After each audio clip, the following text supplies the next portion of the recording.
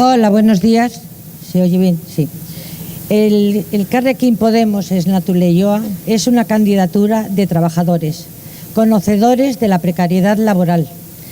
Yo soy una mujer jubilada, conocedora y amante de mi profesión, que es la enfermería, y tengo una vida muy activa por la sanidad, que sea sin recortes, pública y de calidad, por una escuela pública de calidad en nuestro municipio y contra la segregación escolar.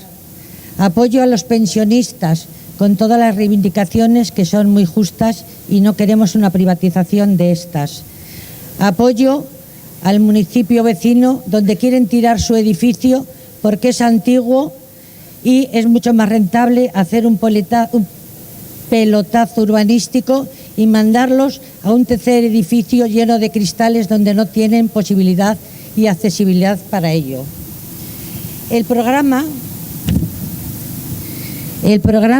que tenemos lo haces tú, no lo hacemos nosotros.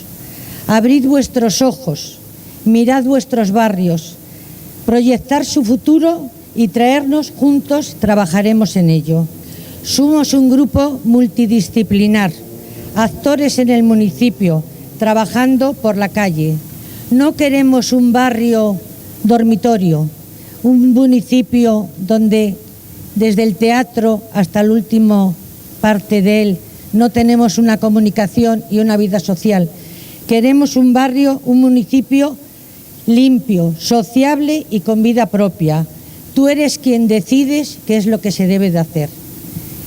Quiero dar las gracias a Rubén por los 4 años que ha estado y continúa en el municipio y en nuestro ayuntamiento luchando por él, siendo un gran compañero y moderador del equipo. Continuará en la sombra, no por ello va a dejar de estar con nosotros. Quiero dar las gracias a los inscritos que me han traído hasta aquí y a todos los que estáis aquí presentes. Ahora os voy a presentar a Josu,